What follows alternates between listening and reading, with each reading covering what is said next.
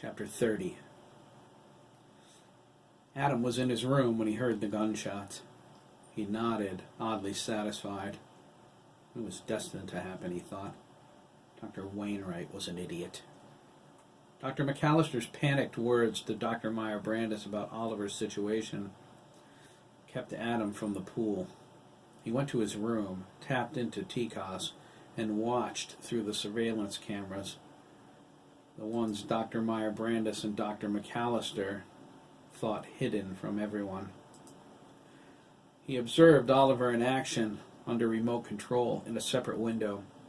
His hatred of the complex grew exponentially. It is time to learn everything, Adam thought. Ignorance will be our downfall. He set his jaw. I'm not going to let that happen. His face darkened with his growing anger.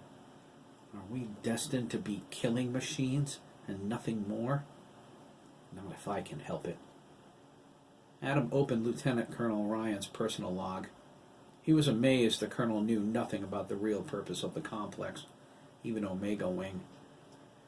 The colonel never saw the Omega Wolves. He knew nothing of their existence, their intended use, or the horrible failure of the original project. The colonel only understood the Wolf Boys were ill. They needed protection from any outside force, foreign or domestic, that might expose their existence, infection, or attempt to weaponize lupus animus. Each Omega Wing containment cell had a soundproof, blast-resistant cover door enabled if he or any outsider needed to enter that section. Tonight was his second time in there. The first was during his tour of the complex. The doctors explained Omega Wing contained experimental strains of lupus animus requiring total containment. He believed the lupus animus fiction so wholly it never occurred to him they were lying.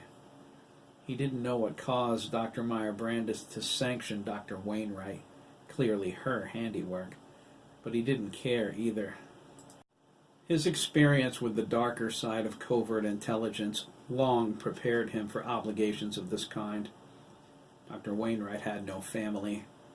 His men would clean the scene, bring her body into the forest, and leave it for the predators. In 24 hours, they would burn the leftovers. Adam opened another file. Darcy Dubois' log is even more amazing, he thought. She's brilliant, but utterly ignorant of the reality of her agency's service. He shook his head.